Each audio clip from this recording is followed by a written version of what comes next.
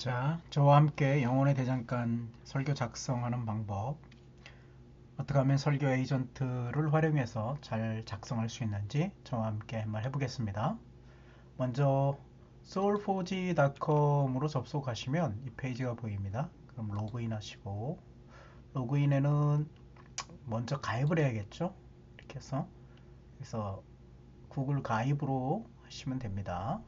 저는 이미 가입되어 있으니까 로그인해서 구글 로그인, 제 거 아이디,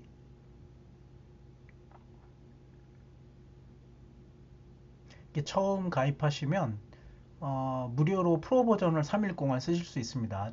제가 이제 결제해놨기 때문에, 업그레이드 해놨기 때문에 상관없고요. 어, 3일 동안 프로로 쓰실 수 있으니까 한 편은 충분히 해보실 수 있습니다. 어, 결제를 하기 위해서는 다른 거 누르지 마시고 여기 이제 어, 이걸 눌러보시면 프로필에서 결제할 수도 있는데, 이렇게 빌링, 여기서 구독 정보를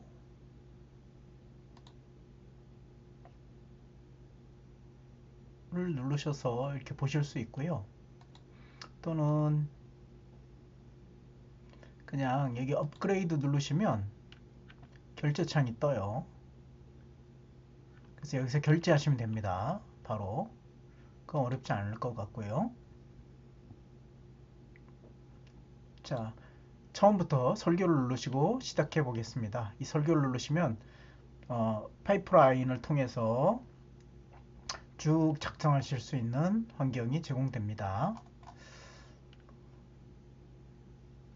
여기서 플러스 버튼을 누르시고요. 26 1월 18일, 좀 늦었는데요.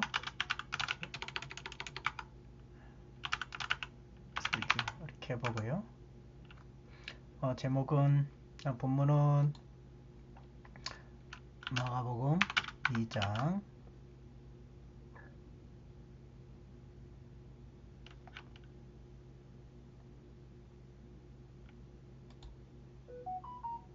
좀 보고 오겠습니다.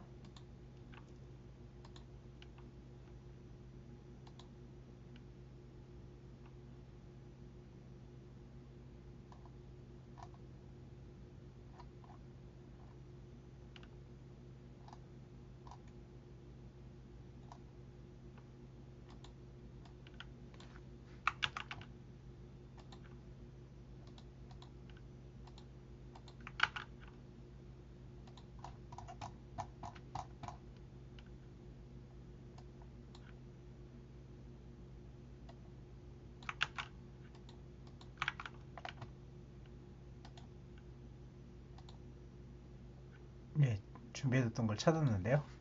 이렇게 해보겠습니다. 죄인이라서 초대를 받았는데 지금도 따르는 중인가? 뭐 이렇게 해볼게요. 마가복음 2장 13절에서 17절 말씀입니다. 그리고 나서 이거 이제 청사진 부분인데요. 여기 설교 아까 프로젝트로 들어가면 왼쪽 메뉴가 이렇게 바뀌어요. 바뀌면서 5단계를 걸쳐서 총 큰 주제로 5단계입니다. 안에 또 소 단계가 또 있어요. 그래서 설교에서는 무엇이 있고 이렇게 쭉 해보면 됩니다. 청사진 생성.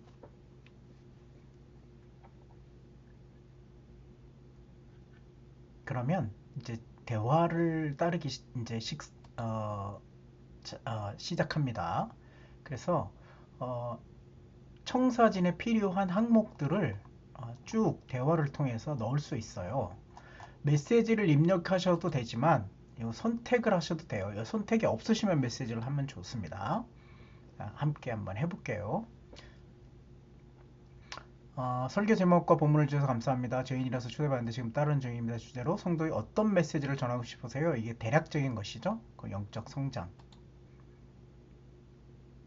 선택하고요. 그럼 그 다음 질문을 얘가 작성을 합니다. 그러면서 왼쪽에 성도들이 영적 성장 설교의 목적이 분명히 나타나죠. 원하는 변화, 이거는 어, 주님의 뜻 이해, 이렇게 해볼게요. 그 청중의 변화는 주님의 뜻 이해하는 거고요. 여기 정확히 다시 들어갔죠. 주님의 뜻 이해 변화에 대해서 말씀해 주셨군요 하면서 성도들에게 어떤 질문을 던져주세요. 어, 의심 없이 따르기. 뭐 이렇게 해보겠습니다. 예. 마가복음 2장은 제자도에 대한 마가복음 자체가 제자도에 대한 이야기니까요. 큰 주제에서 먼저 선택을 해보고 초안으로 점점 따라가 보겠습니다. 이번 설교의 대상은 작년부 청중에 대해서 이제 초안을 마련하는 거죠. 그래서 어떤 어려움을 갖고 있나, 직장 스트레스, 신앙 성장,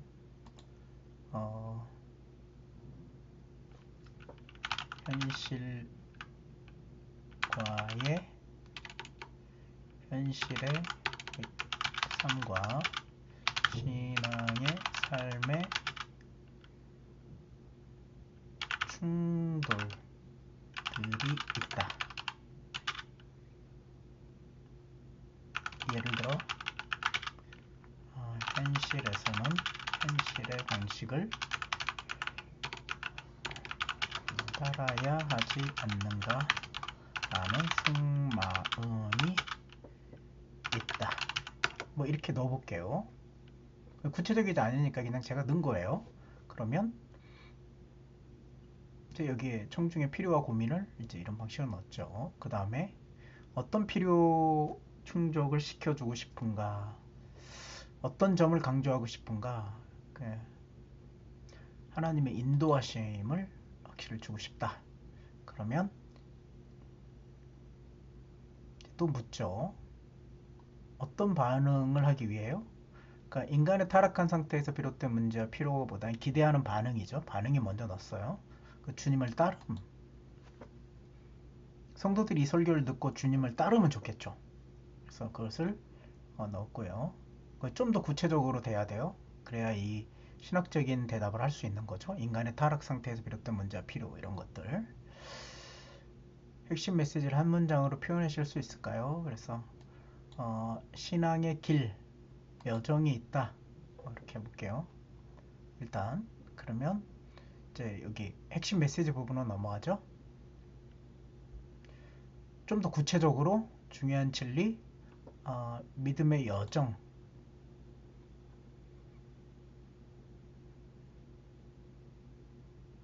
신학적 주제는 믿음의 여정 이렇게 썼어요.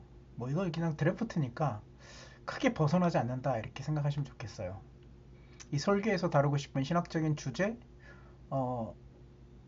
구원, 네, 신학적 주제는 구원을 다뤄야죠. 죄인을 부르시는 거니까. 그래서 핵심 메시지 신학적 주제는 구원이고요. 어떤 질문으로 설계 도입부 어떻게 시작하고 싶은지 어떤 이야기나 질문으로 청중의 관심을 끌까?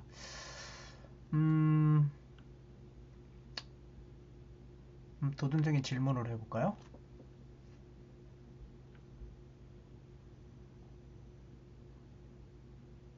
이 설계 단계를 AI 완성으로 넣을 수도 있어요. 한번 클릭하면 알아서 넣습니다. 그러나 그러면 의도가 제대로 전달이 안 되겠죠. 그래서 될 수 있으면 이 설교 기획과 주석 연구까지 뭐 전 단계를 다 하면 좋겠지만 설교 기획 부분은 반드시 기획 부분과 묵상 부분 이 두 부분이 굉장히 많이 의도를 반영해요. 목회자의 의도를. 그래서 그 부분들은 작성을 하시면 좋겠습니다.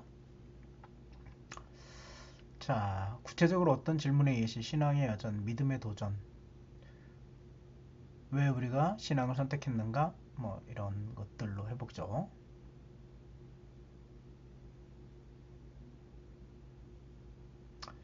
자, 이제 본론 포인트, 뭐 세 가지 포인트 정도 할게요. 보통 쉬운 게 3대지 설계니까요. 잘 전달도 그렇고요.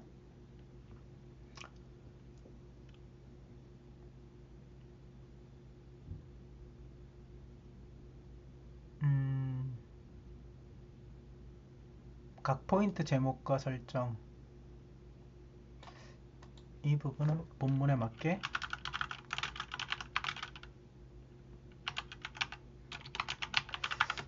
본문에 맞게 제시해줘. 한번 해볼게요.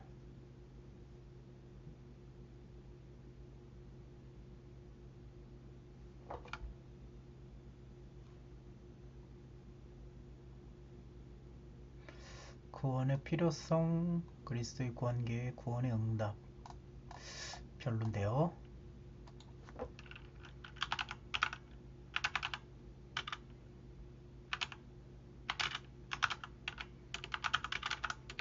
결론 포인트.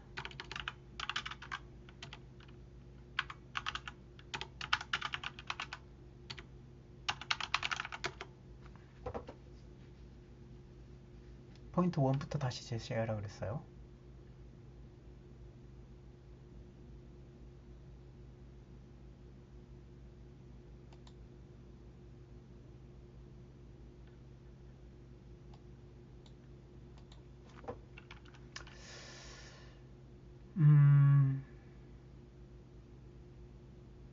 포인트 1 구원의 필요성.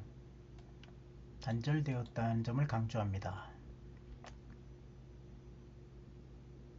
믿음과 응답. 뭐 이런 방식으로 갈게요. 본론 포인트는. 그 다음에 결론 마무리, 결론부죠. 믿음의 응답을 할게요.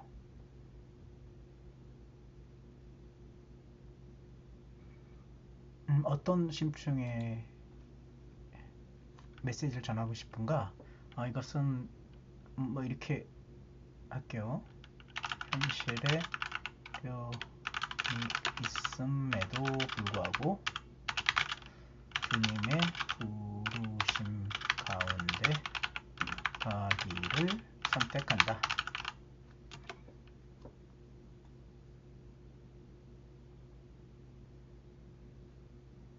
네, 이렇게 됐어요. 그래서 이제 수정할 부분이 있는지 쭉 한번 살펴보세요. 설교의 목적, 성도들 영적 성장 돕는 것, 주님의 뜻 이해하기, 의심 없이 따르기, 청중에 대한 이해, 음,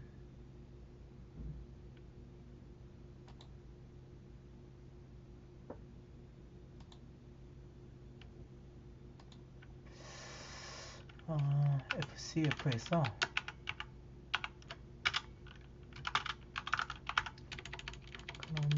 그냥 바로 넣을까요? 인간의 본성은 현실에 안주고 싶어 한다. 뭐 이렇게만 넣을게요. 기대하는 반응은 주님을 따름.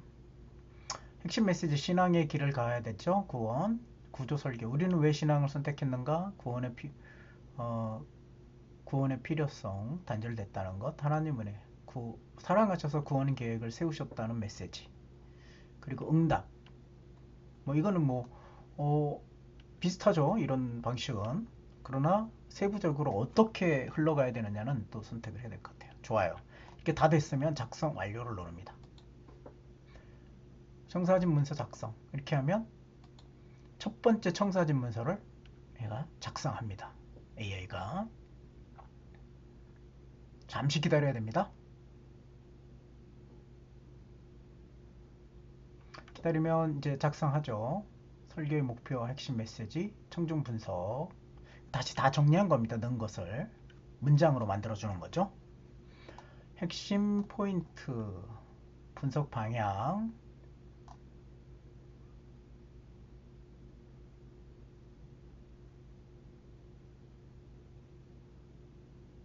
주요 요점, 결론 및 적용. 목표는 30분 설교예요. 신학적인 주제들도 다루는 거, 어떤 거 다루면 좋겠는가 나타나고요.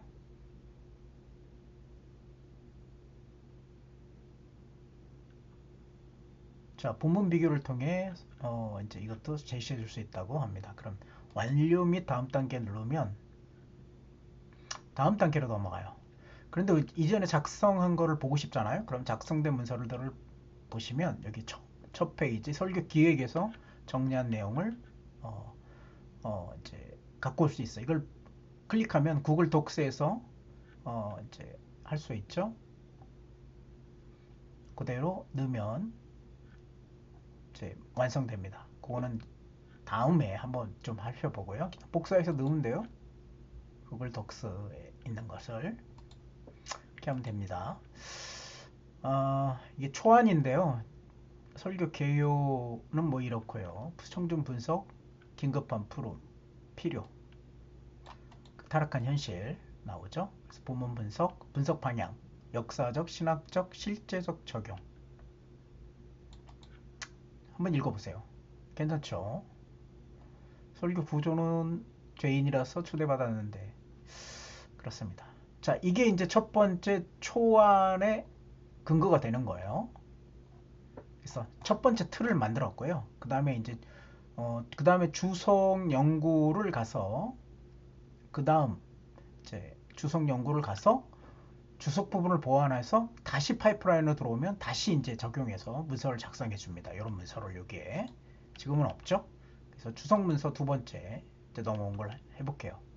자, 여기서는 이제 하나를 선택해야 돼요. 뭘 먼저 할 것인지. 역사적 이해를 먼저 그냥 보통 한다. 그럼 이렇게 하시고 AI 대화하기를 먼저 누르셔야 돼요. 그래서 이 대화하기를 누르셔야 이쪽으로 넘어갑니다. 그래서 그러면 여기에 인사이트하고 댓글하고 이렇게 이제 작성이 돼요. 이게 귀찮으시면 완성하기를 눌러서도 AI 채움으로 하긴 합니다.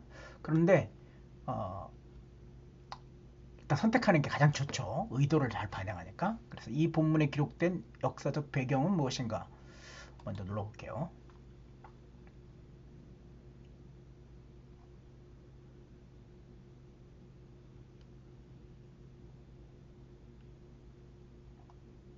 시간이 좀 걸리죠? 네. 비싼 API를 쓰기 때문에 그렇습니다.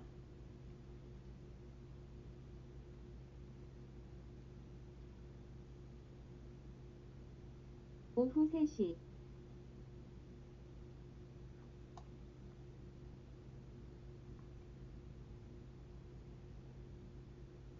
네, 이렇게 작성하는데요. 중요한 것은 이 작성대로 그냥 뭐 흘려보내는 게 아닙니다. 내가 읽어봐서 중요한 인사이트를 끄집어내는 게 중요해요. 그래서 이렇게 인사이트 함이 있죠? 챗봇에. 그래서 여기 보시면 인사이트를 뽑아가는 겁니다. 이 주의의 중요한 점은 다른 게 아니고 이걸 다 넣는 게 아니라 그래서 이렇게 쭉 읽어보셔야 돼요. 마가복음은 공생애 가운데 세리와 죄인들 식탁으로 초대하는 그리고 당시 식탁 교제의 정결 규정과 공동체 경계가 어떻게 도전되는지를 보여줍니다. 뭐 이런 거 괜찮죠? 여기에 대한 도전. 이런 게 하나 인사이트가 되면 이렇게 위에 선택만 하고 위하면 인사이트로 들어가요. 이렇게 인사이트 함에 나타나죠. 이렇게. 맞습니다. 그 다음에 읽어보세요. 그래서 역사적 시기, 사건 시기, 공생애에서 단계. 꼭 그러니까 본문에 포함되어야 될 만한 내용들이나 인사이트를 하면 됩니다. 네로 박해와 이런 배경이죠. 사건 시기 이런 거 굉장히 중요합니다. 그래서 이것도 인사이트함으로. 정치적 배경, 헤롯 가문과 이런 것들, 유대인의 분노와 이런 것들이 있었다. 이것도 한번 넣어볼게요. 더 중요한 건 이런 것이죠. 종교적 배경. 긴장들이 고조된 시기였는데 이 율법 준수와 정결법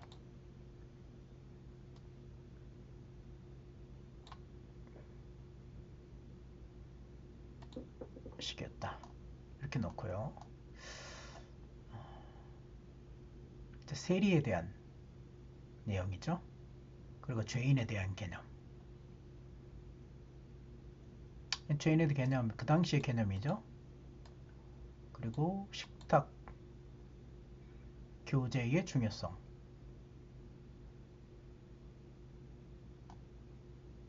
이 죄인과 요거는 좀 중요하겠네요. 넣습니다. 그럼 이렇게 쭉 차요. 지리적 배경과 함의. 어, 가버나움.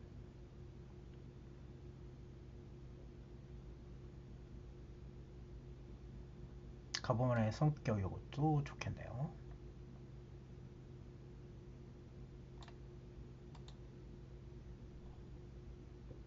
원래 청중에 대해서도 분석합니다. 이게 잘 가져왔죠? 음,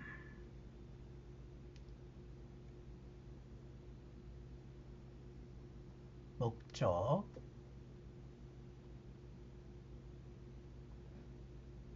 고고학 증거.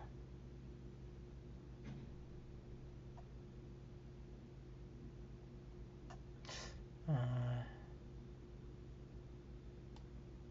뭐 이런 거.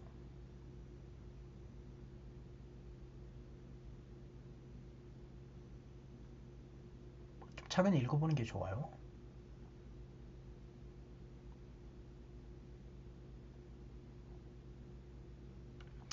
이제 이 정도 모으면 백그라운드로 모을 수 있는 것 같아요. 응답한 내용하고 음, 여기서도 드러납니다.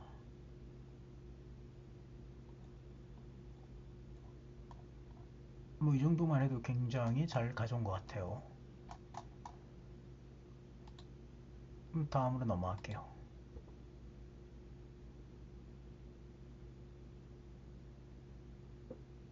이제 주요 단계로 넘어가죠. 그래서 이제 보시면 언어학자적 이해입니다. 이 본문들의 핵심 단어들을 원어 분석. 문법 구조가 전달. 먼저 저는 문법 구조가 의미 전달에 어떤 의미를 가져오는지 먼저 물어볼게요.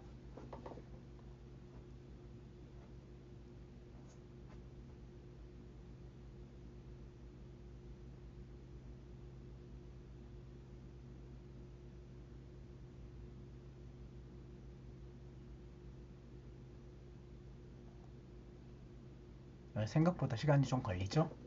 그래도 차분히 좀 계시면 좋겠습니다.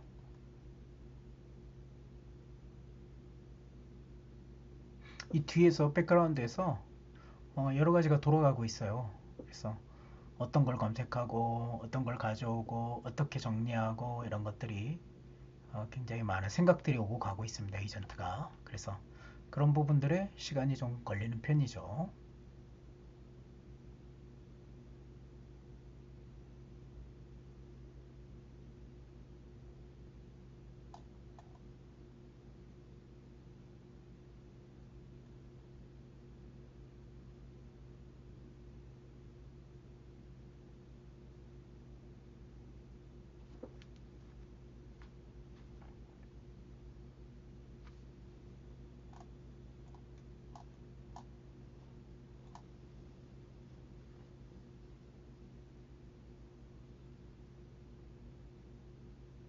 굉장히 많은 자료들을 검색했던 것 같아요.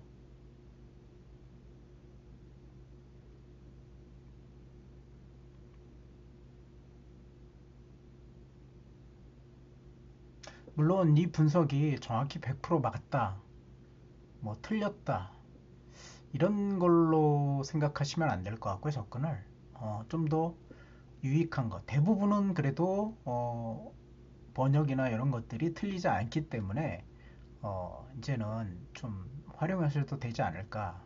뭐 그렇다고 이게 100% 맞았다, 뭐 이렇게 얘기할 수 없습니다. 틀릴 수 있습니다. 인공지능은 학습한 내용 때문에. 근데 사실 사람도 인간인 목회자도 이제 기억력에 의해서 좀 잘못된 부분이 있잖아요. 그런 거 생각한다면 글쎄 설교 쓰기에 100% 신뢰하지 못한다. 그럼 그 정도는 목사님들이 구분할 줄 안다. 저는 이런 가정을 갖고 있습니다. 문법적 구조가 어떻게 전달되는지 좀 설명하는데요. 사건의 흐름은 지나가시다가 부르시고 레이를 따라오시고 세인들과 모이고 식사하고 건강한 자에게 필요 없고 회개를 위해 죄인을 부르러 왔다라고 얘기하세요. 이게 이제 예, 문맥 요약이죠. 뭐 이런 것도 뭐 넣을 수 있어요. 근데 이건 굳이 넣을 필요 없죠. 인공지능이 알고 있으니까. 그래서 놔두고요. 여기서 중요한 단어들을 인사이트를 좀 볼게요. 아칼로이포스 단수 따르다 분사 일어나다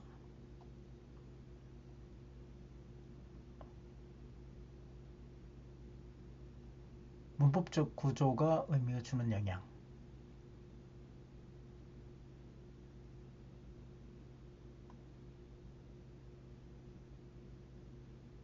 여기서 결단적 반응이 강조된다.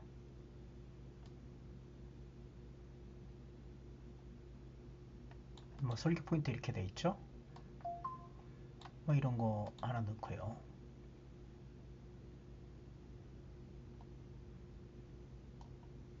분사적 용역 일어나서 듣고서 이미 알고 있는 상태에서 병든 자들에게 나왔다.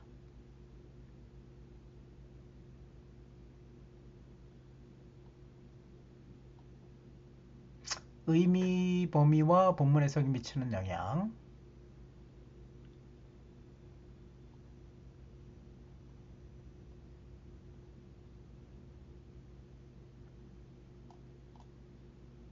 흥미로운 포인트인데 저는 이런 거 좋아요. 어휘 구문상 수사적 장치 대조 부르심과 따름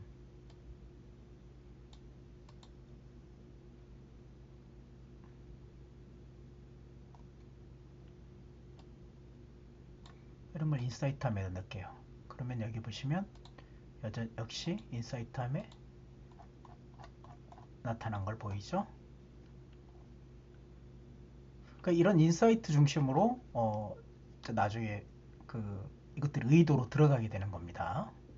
어떻게 넣는지는 보여드릴게요. 인사이트를 어떻게 의도로 넣는지는.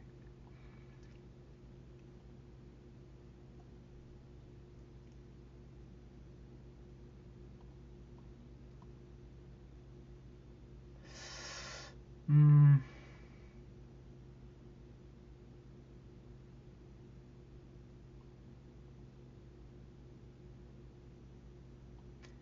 설계도 포인트 한번 볼게요.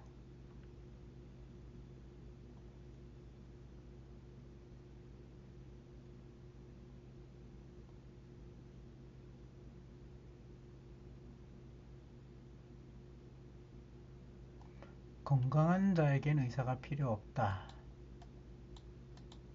뭐 이런 거. 건강한 자를 부르시는 것이 아니다. 여러 의미로 해석될 수 있는 부분이죠.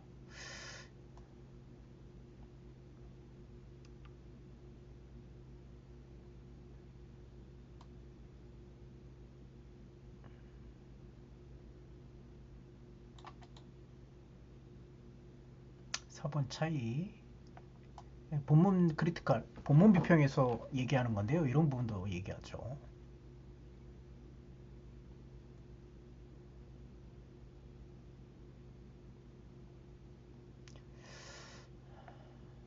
여기 좀 복잡하죠. 이렇게 복잡하게 나왔죠. 그러면 이전 질문으로 돌아가서 이걸 또 다시 물어볼 수 있어요. 핵심 단어들과 원어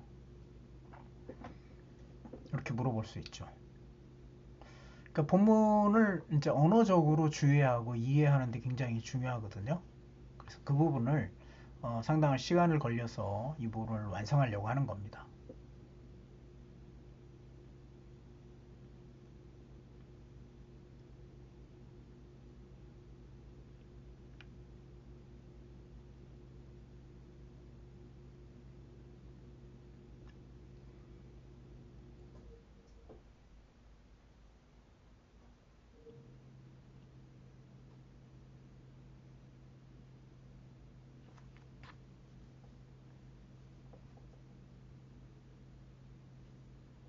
오늘은 챗GPT가 조금 더 느리네요. 좀 답답하기는 한데요. 뭐 그래도 제가 책을 검색하는 것보다는 훨씬 빠르니까요. 단순 질문이면 뭐 금방 갖고 오겠지만 이 함유하는 게 굉장히 많아요. 그 분석할 것도 많고 단순히 정보만 가져오는 것이 아니기 때문에 이 밑에 이제 작성된 시스템 프롬프트에 의해서 얘가 에이전트가 할 일이 굉장히 많습니다. 그래서 그런 것들을 다 종합해서 작성해 주는 거기 때문에 조금 기다리셔야 될 것 같아요. 물론 이것들을 읽어보는 것도 중요합니다. 이제 원문 이해니까요.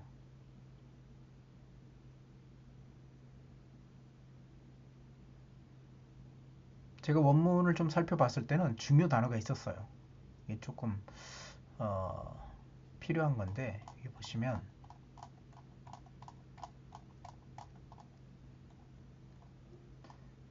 핵심 어휘들을 분석 제공합니다. 이렇게 돼 있죠.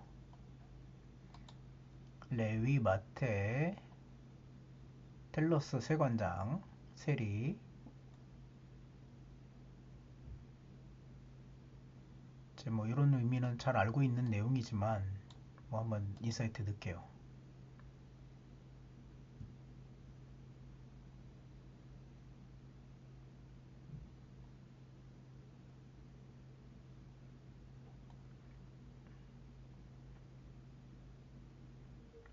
그냥 요거 번역상 문제하고 이렇게 쭉 읽어보시면 될 것 같아요.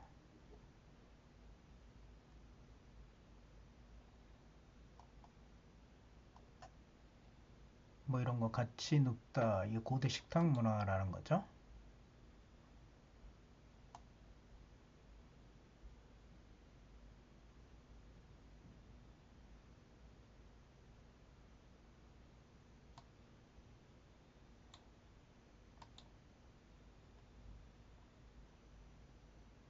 식탁 교재.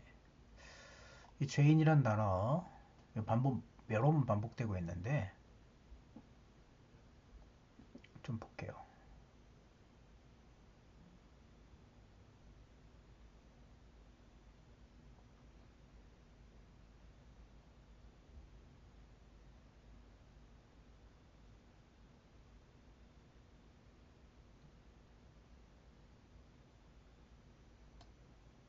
칼로스와 반대되는 부분입니다. 회개시키려고 왔다. 부르심의 포용성을 강조합니다.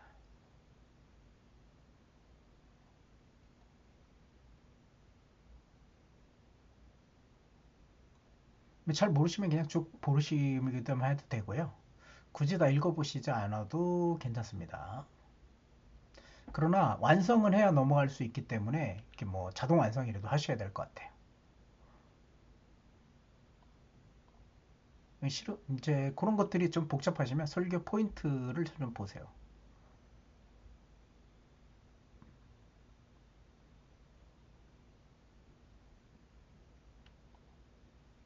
부르심의 즉각성 뭐 이런 거.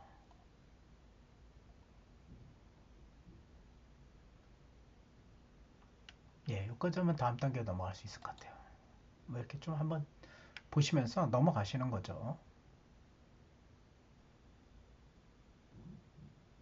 그러면 이제 접어놓고요. 두 단계는 했죠.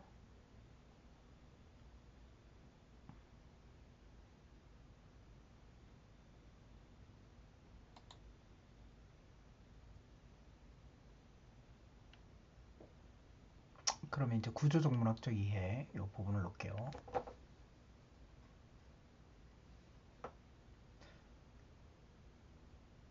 이런 것들 중요한 거죠. 본문의 구조와 흐름, 저자가 사용한 수사 기법.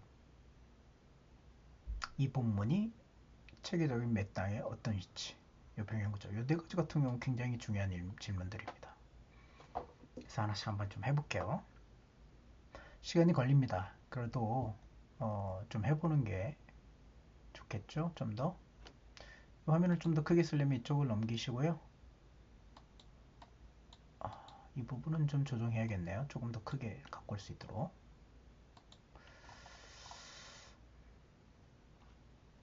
뭐 이렇게 누르시면 다시 크게 해답니다. 크게 해놓고 볼게요. 여기 보면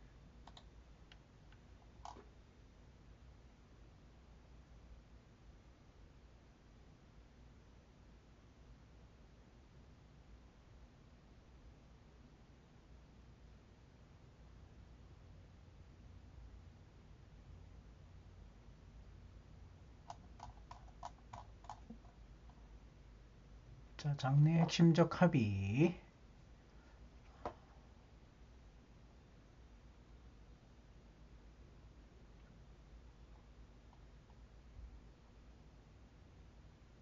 부르심, 즉각적 응답, 식탁 동행, 비난 이런 형식으로 전체 내용이 흐르죠. 이 사이트 화면 보고요.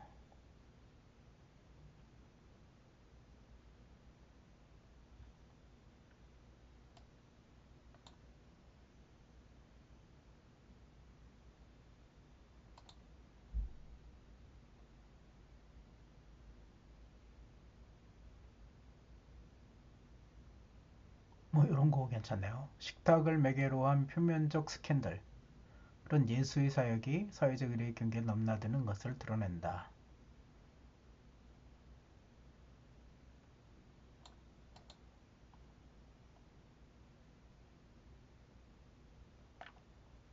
왜 이런 패턴을 하는데 이건 뭐냐면 마가 전반에 제자의 소명의 즉시성, 공동체 경계, 어, 전복 패턴과 연결된다. 뭐 이런 것들.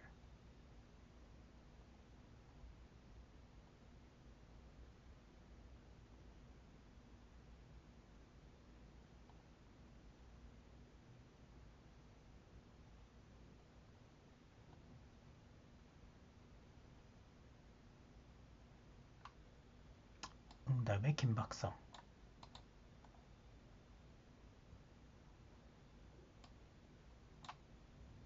시각적 전달.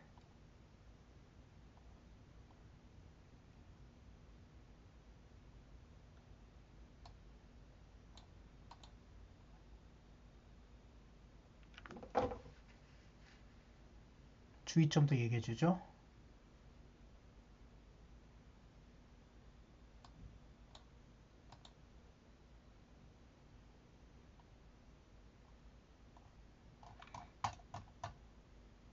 본문의 구조와 그럼 전체 맥락 속에서 어떤 이슈인지도 한번 확인해 볼게요.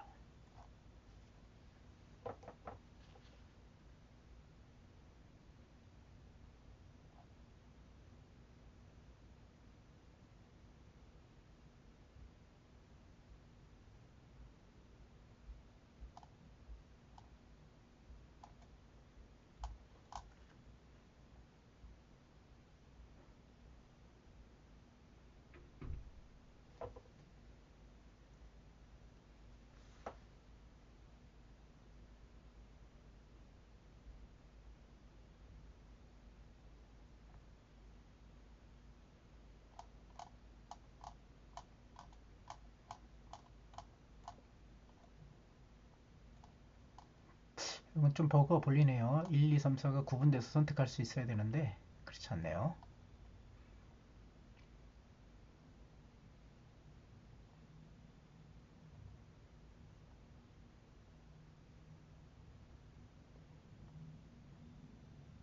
복음서의 서사의 인물과 행동의 대화, 사건, 시간 배치로 신학적 의미에 드러나는데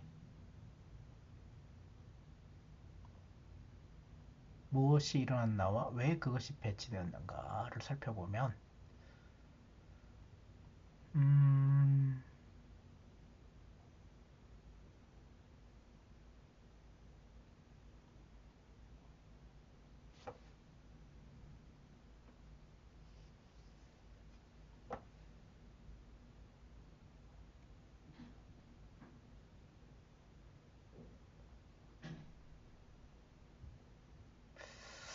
네.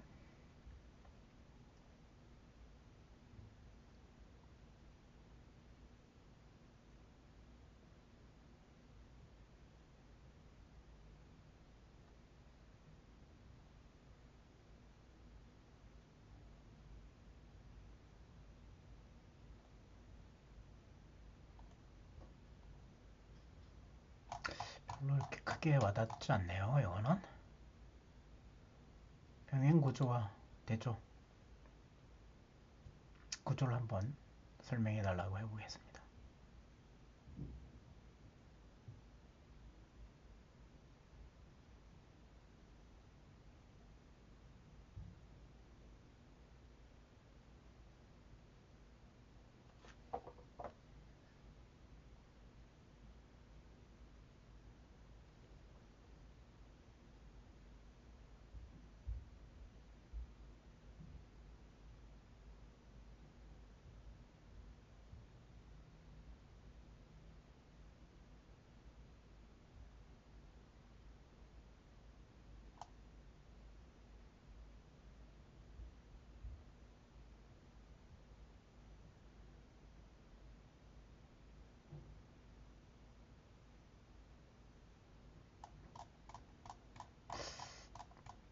놔볼게요.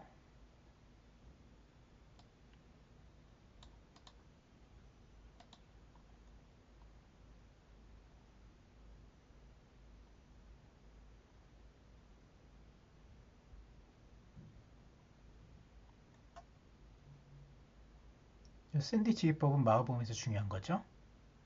이런 걸 통해서 무엇인가 전달하려고 하는 게 의미가 있습니다. 제가 또 마가복음을 전공했거든요. 좀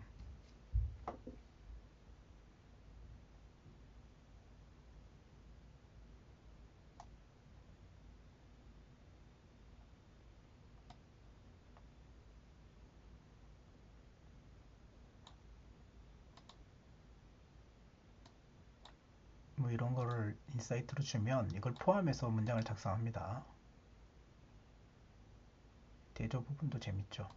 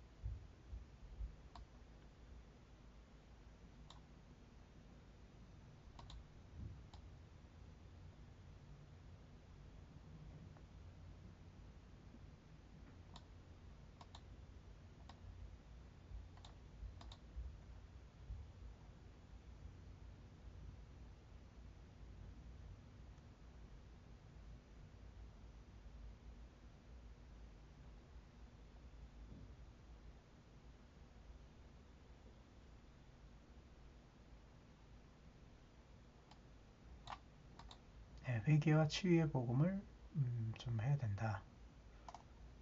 균형 있게 설명해야 된다. 예, 사실 쉽지 않는 본문이긴 해요. 이게 좀 어렵습니다. 그리고 서사학적 기법 했나요? 평행 구조. 네, 안 했었죠. 서사학적 기법. 한 번 더 볼게요. 이렇게 리서치를 해가는 겁니다. 좀 많이 했네요. 이 구조 부분이. 본문에서 이제 쉽게 이제 어떤 포인트를 잡아서 확 끌고 가야 되는데 그 부분이 이제 명확하지 않을 때 이렇게 자꾸 리서치를 할 수밖에 없는 거죠.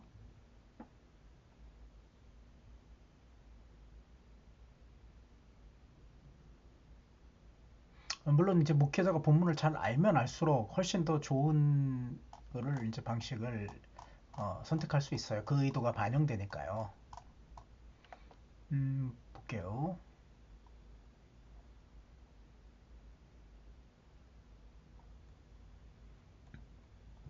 구조와 흐름 동일한 거고요.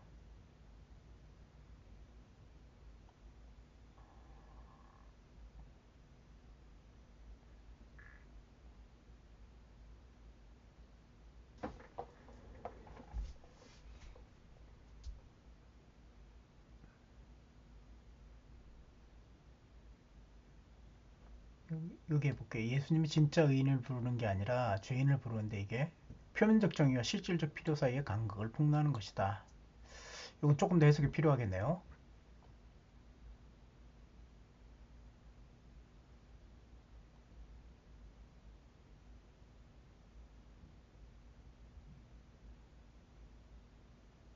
그 테이블 식사를 어떤 신학적 논증으로 바꾸려는 수사학적 전략을 가지고 있다.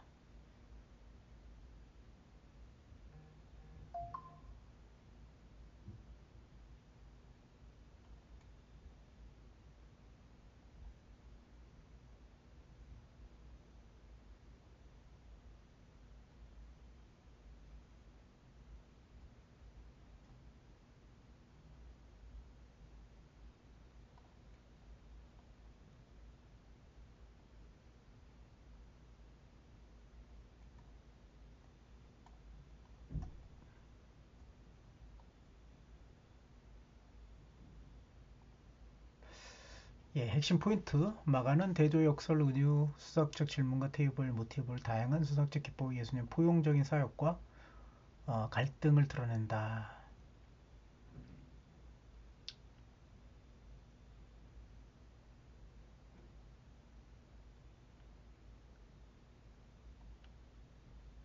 본문의 행위와 말의 긴장을 함께 설파해야 된다. 뭐 이런 것들. 굉장히 인사이트를 좀 많이 썼는데요. 다음 한번 해볼게요. 신학적 이해. 좀 빨리 넘어가겠습니다.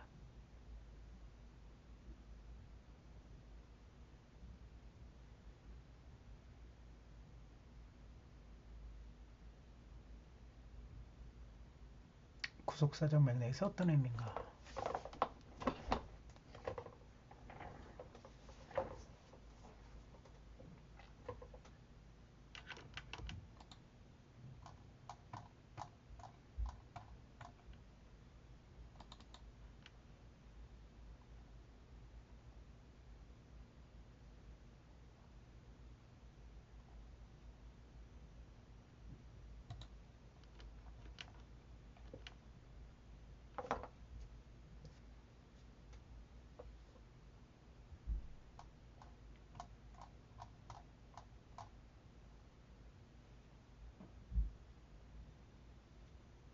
핵심 짧은 사건은 예수님의 사역 정체성 복음 방식에서 누구를 어떻게 부르는지를 구속사적으로 보여줍니다.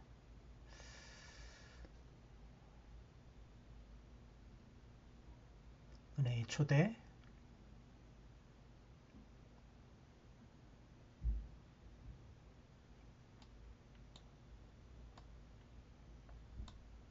새로운 언약 공동체의 경계 설정, 식탁 공동체.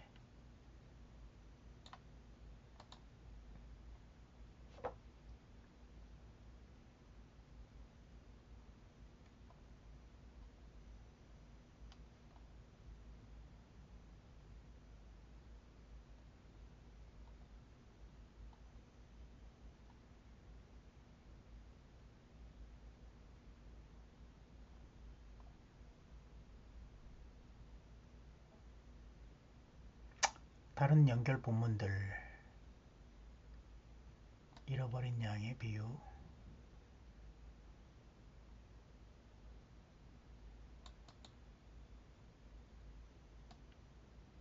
두 가지 첨가해보죠. 의인과 죄인의 논쟁.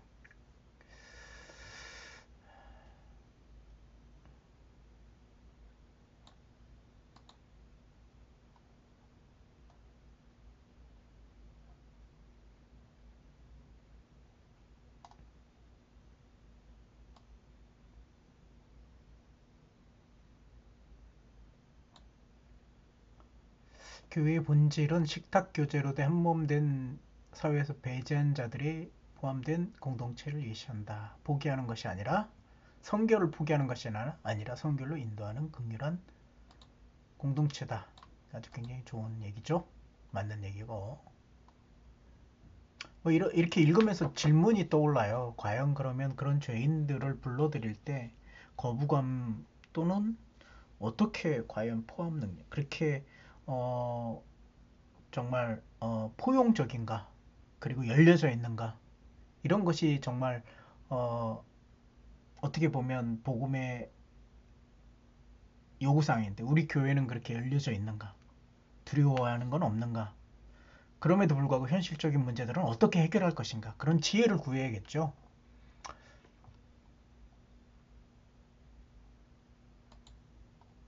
신학적 이해 부분이죠. 이렇게 보면 이렇게 아이디어 어느 정도 된 것 같아요. 그래서 작성 완료를 누르면 전체 핵심 문서를 다시 작성해 줍니다. 한번 살펴볼게요. 지금 선택했던 거에 대한 결과들 그리고 거기에 대한 인사이트들을 종합해서 다시 구성합니다. 문서를. 이게 파이프라인의 이제 힘이고 위력인데요.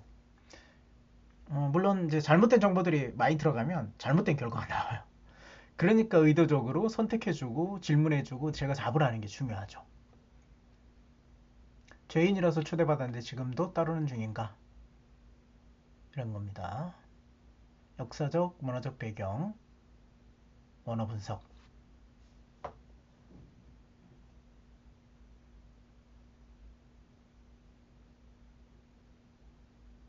문학적 구조.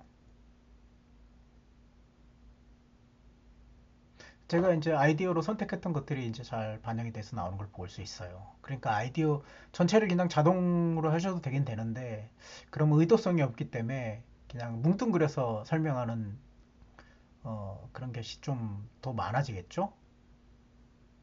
그래서 파이프라인에 오히려 정보가 더 많이 쌓여집니다.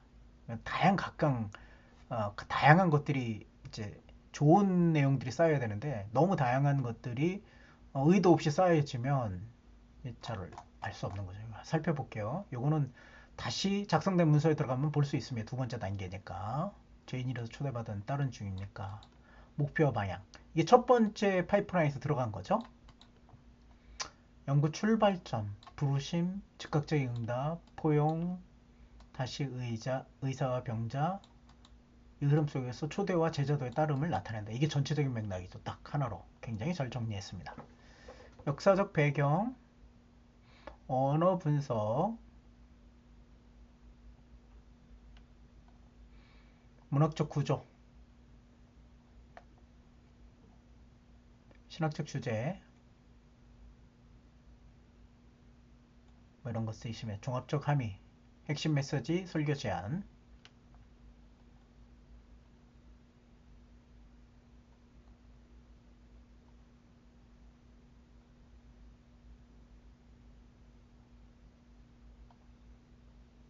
주의 포인트와 질문, 현대의 세리는 누구인가, 이런 것들이 중요하겠죠. 체면과 복음의 부르심이 충돌할 때 제자의 기준, 교회 식탁을 통해 치유를 이끄는 구체적인 프로그램 무엇인가, 뭐 이런 적용 질문들도 굉장히 좋은 것 같아요. 일단 두 번째 단계까지 이제 엑서시스까지는 완성을 했습니다. 그 작성 완료 넘어갔죠? 그러면 이제 세 번째 이제 묵상 부분입니다. 이제 이 부분을 가지고 제가 굉장히 묵상을 좀 완성해야 돼요. 근데 이 부분을 자동 완성을 해도 되겠지만 자동 완성은 의도가 없다고 했잖아요. 그래서 그 부분이 좀 그래요. 그래서 여기 나의 묵상은 논리적으로 글을 쓰지 않아도 됩니다. 파편적이어도 되고 뭐 분산돼도 돼요. 왜냐하면 논리적 완성 글은 AI가 제 설교 비서가 알아서 할 겁니다. 설교 비서 에이전트가 알아서 할 거기 때문에 논리적이지 않아야 돼요. 아이디어 중심적으로 들어가면 좋겠고요. 파편적이어도 괜찮습니다. 그래서 생각나는 대로 또는 내가 느끼는 대로 뭐 적용이든 아니든 뭐 상관없이 막 써셔도 돼요. 제가 한번 해볼게요.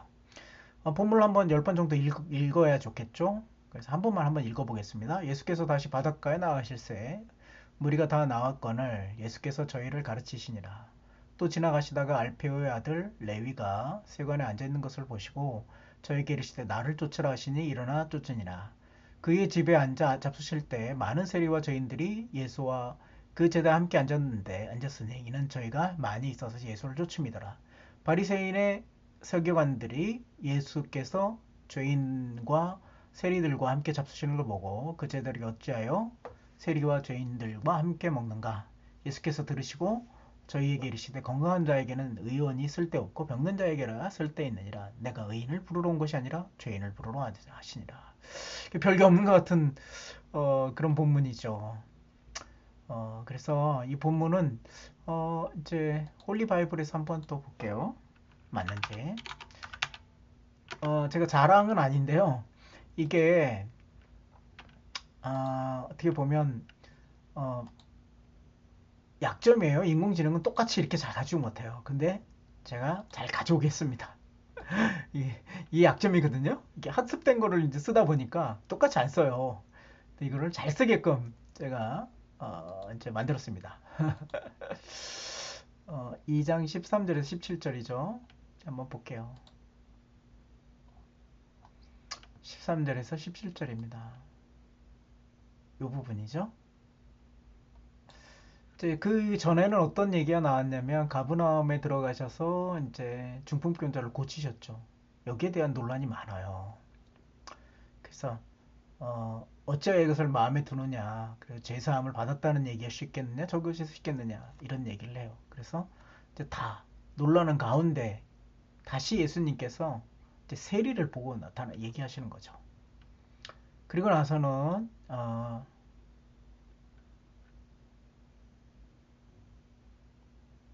새 포도주에 대한 것들의 이야기를 하고 있습니다. 자, 이런 문맥 속에서 있다는 것을 한번 좀 더 확인해 보고요. 뭐 묵상을 써볼게요. 어, 뭐, 뭐 이런 거죠. 예수님께서 좀 더 이제 다양한 묵상을 하긴 해야 되는데요. 네, 실질적으로 이제 어, 어, 처음 전도사 때나 잘 못한다기보다는 처음이고 목회자의 길을 처음 거는 사람들까지 커버하기 위해서 제가 아주 낮은 수준으로 한번 써볼게요. 아주 잘하시는 목사님들은 더 좋고요. 이제 그런 것들을 할 수 있어요. 이게 좀 부담스러우시다면 이렇게 얘기해 볼 수 있어요. 이렇게 어시스턴트를 써서 질문을 할 수 있는데요. 이 본문의 어, 전과 후의 내용을 감안해서 어떤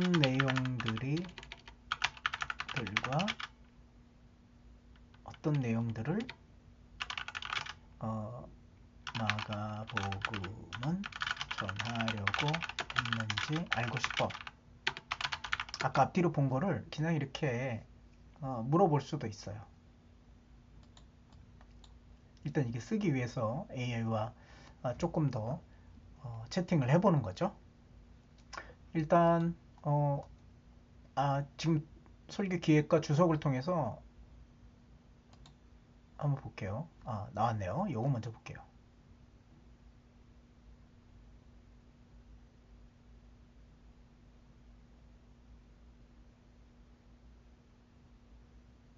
상당히 많은 부분을 이제 써주죠.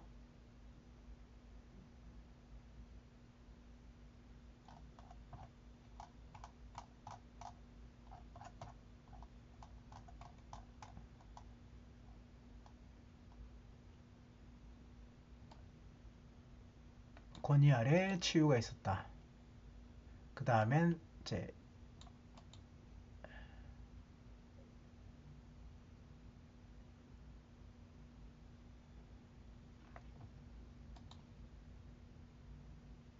틀리죠. 이런 부분은 좀 다를 수 있어요.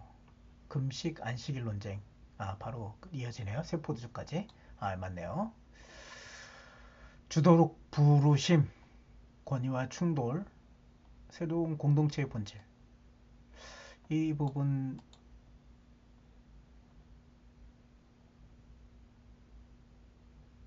굉장히 중요하게 얘기되네요. 여기서도 이제 인사이트함으로 이렇게 넣을 수 있어요.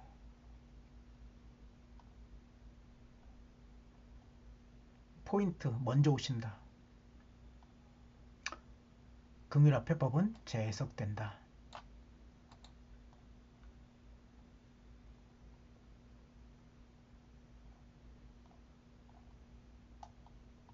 은혜와 회개의 균형 이게 있어야 된다. 이 부분도 중요한 거죠.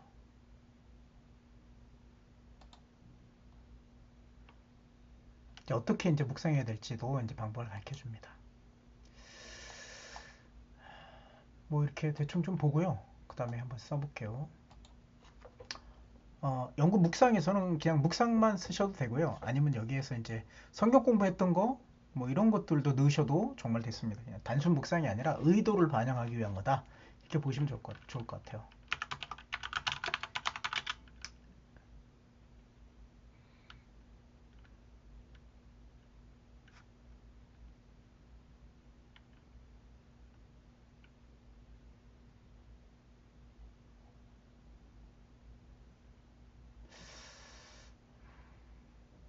예수님께서 그 당시 유대인들이 너무나도 혐오하고 싫어했던 이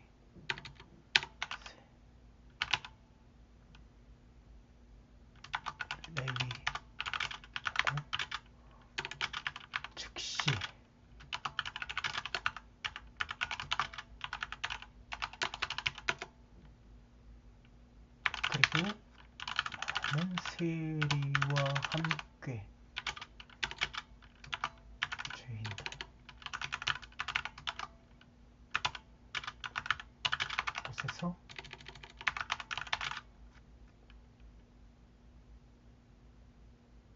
식탁의 교제를 나누게 된다. 만일 오늘날에도 유명한 교사나 또는 장로가 이런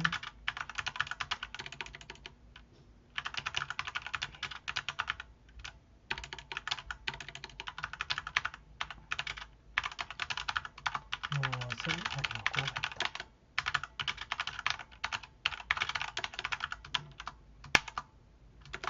예를 들어 뭐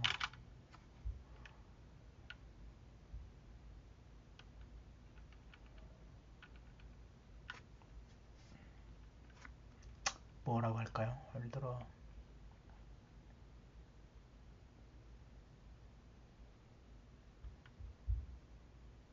성소수자 모임이나 또는 성을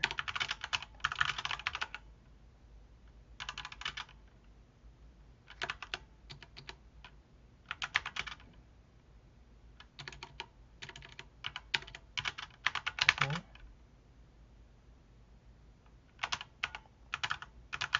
강간범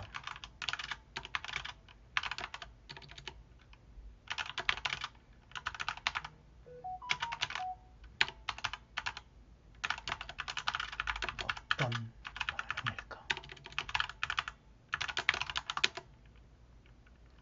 또는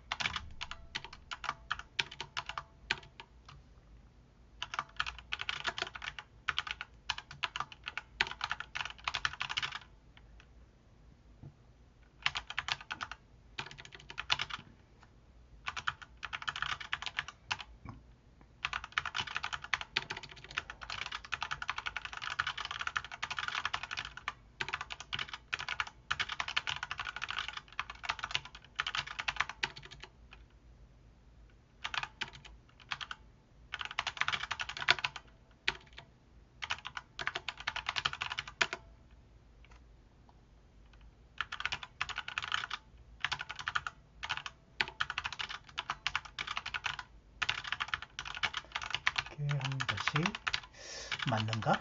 회개한 것이 맞는가? 그걸 어떻게 알아? 정말 변화되었어?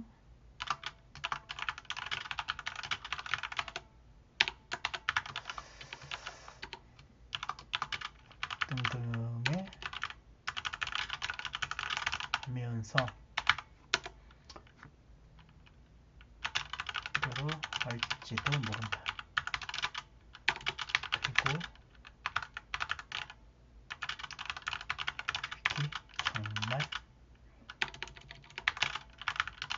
힘들 것이다. 실제적인 문제이기도 하다. 이 때문이다.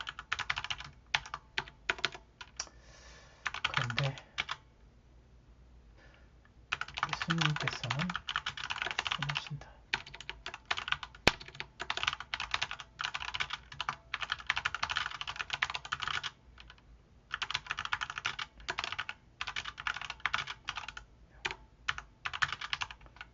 내게 가야 쓸때느니라. 의인을 부르러 온 것이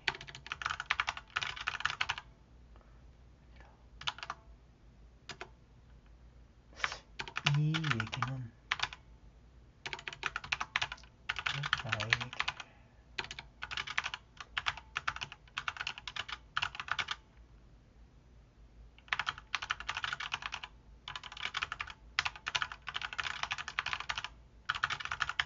전한 사람이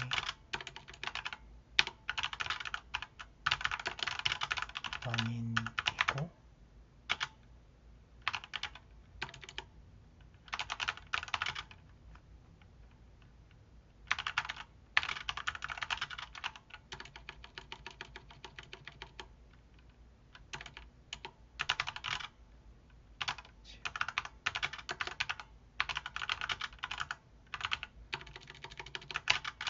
그래서 만든 사람 아닌 도구이다.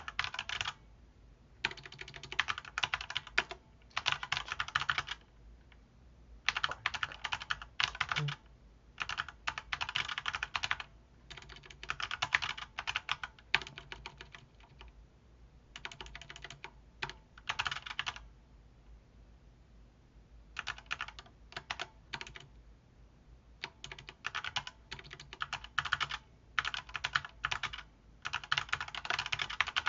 때문에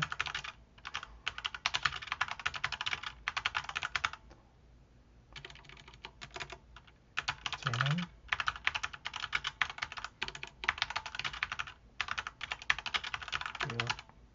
역동체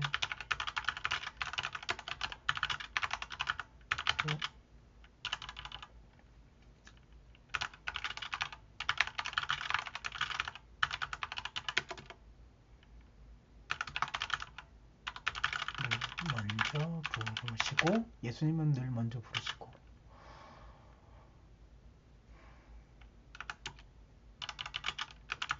답답한 결과의 길을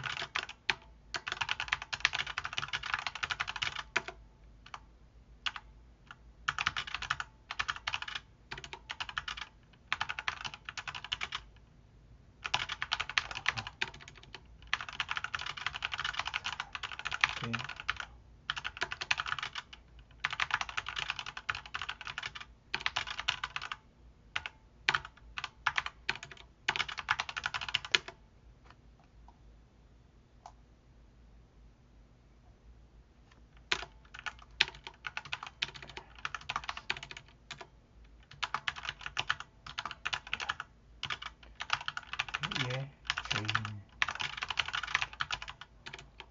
개념이 아닐까?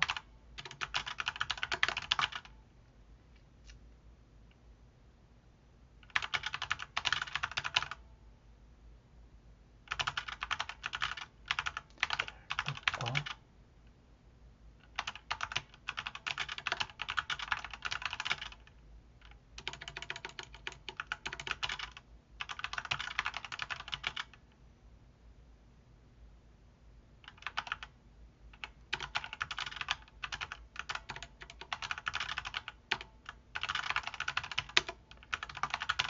성경멸의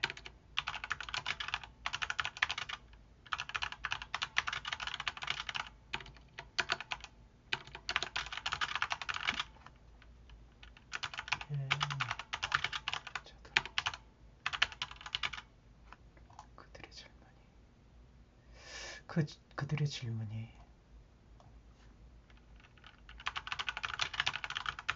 우리의 것이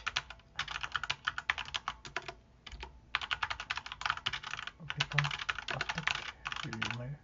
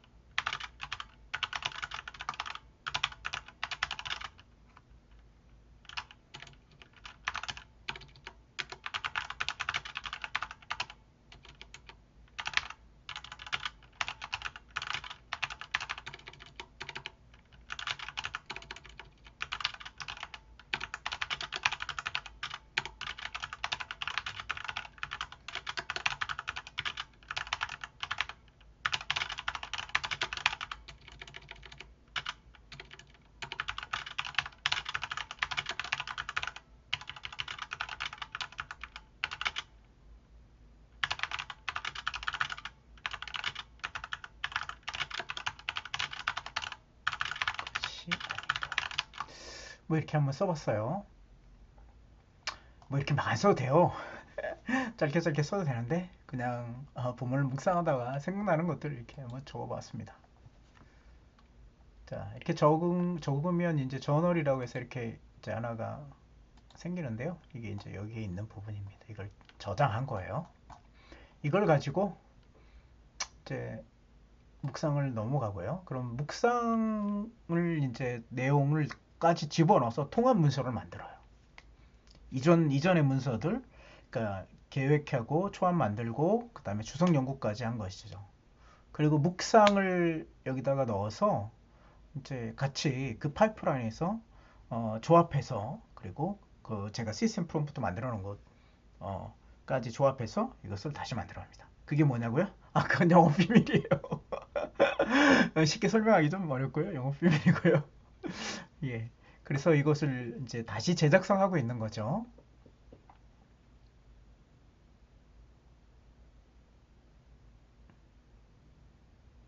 한번 쭉 한번 작성된 다음에 한번 쭉 한번 잠깐 살펴볼게요.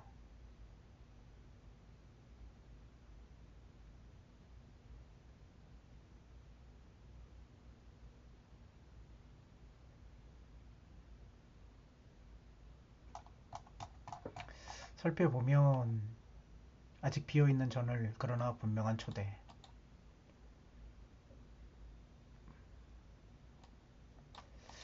예수님은 조용한 빈자리에 조용한 질문처럼 다가옵니다. 지나가시다가 보시고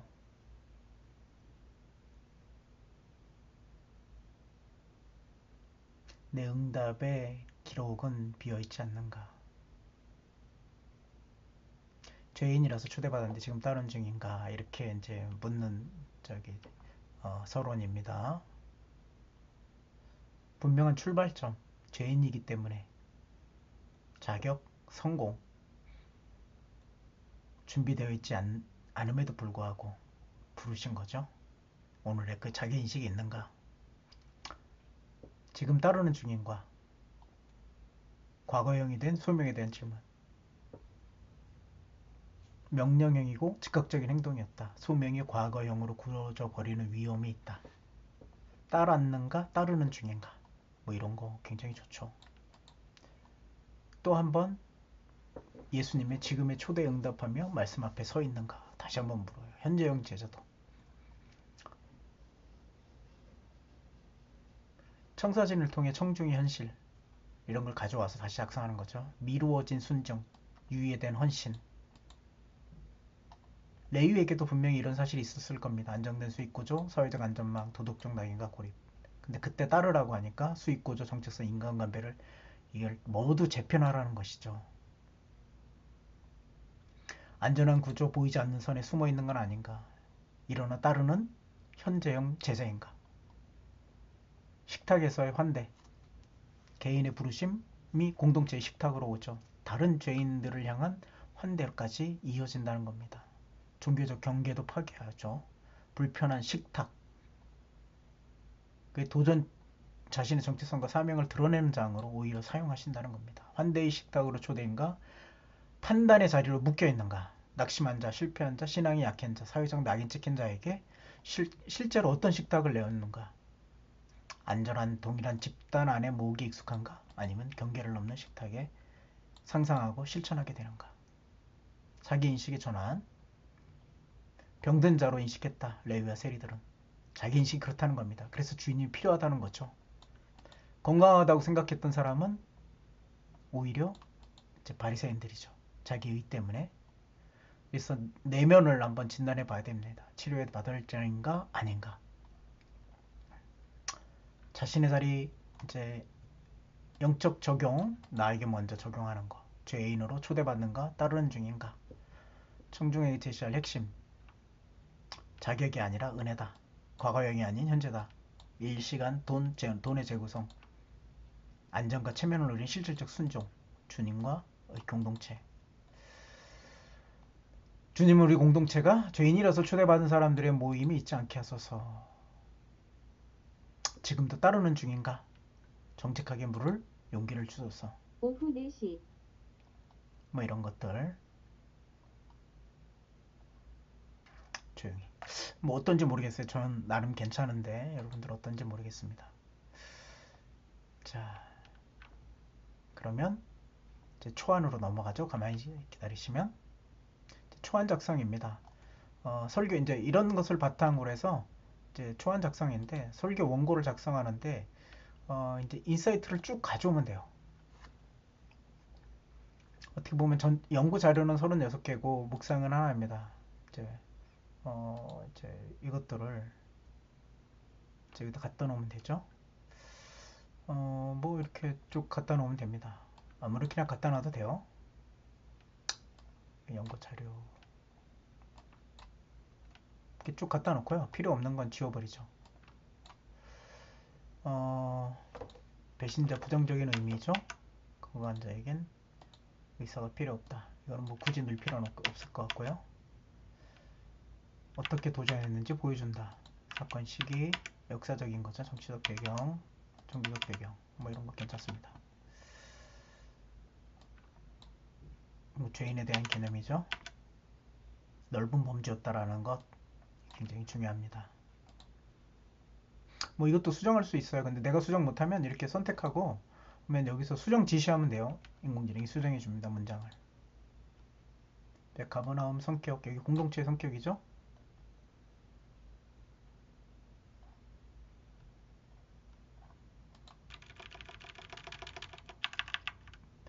재단과 가옥도 실질적인 교제 모임이었다. 뭐 포인트 대조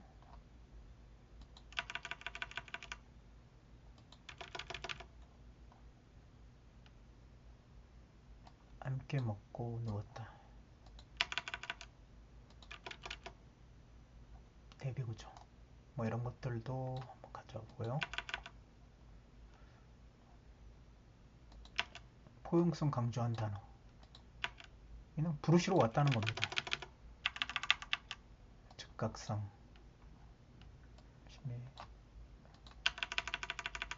응답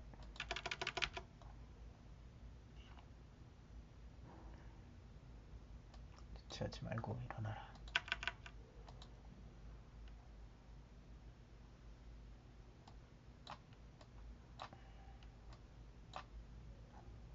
회개한자를 중심 메시지 부르신다.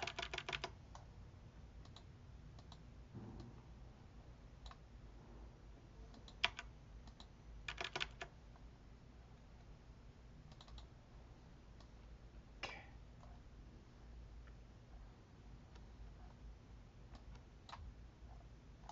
요거 설교자에 대한 것, 호세에 대한 내용,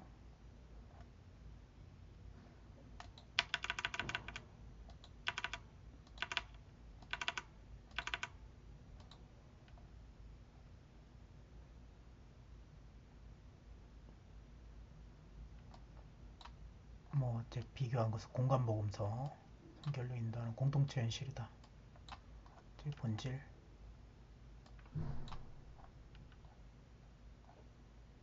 그리고 전체 이제 묵상 부분, 마지막에 묵상 부분 이렇게 넣었어요.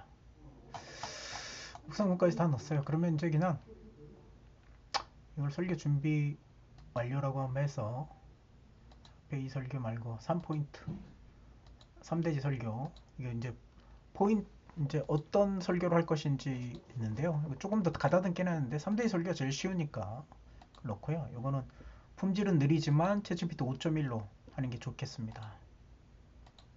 5.2가 나왔는데요. 5.1 일단 써보고요. 생성하고 완료. 네.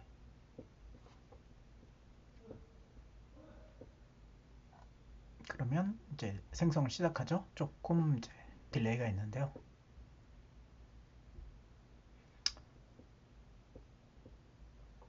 전체 설교문을 이제 작성해 줍니다. 이제 요거를 수정하면 돼요. 초안이니까 이걸 수정하면 이제 충분하게 될 것 같고요.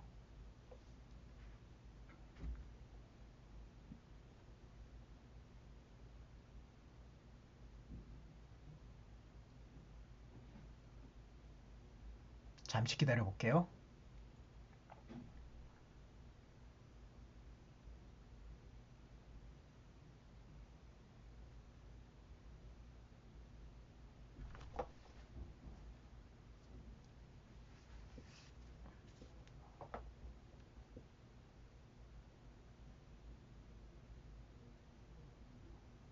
이게 완성본은 아닌 것을 생각하셔야 됩니다. 그럼에도 불구하고 이 분량이 상당히 좋게 나옵니다. 실질적으로. 그래서 요 내용을 가지고 다시 묵상하고 다시 이제 가다듬어서 이 부분을 이제 하면 좋을 것 같아요.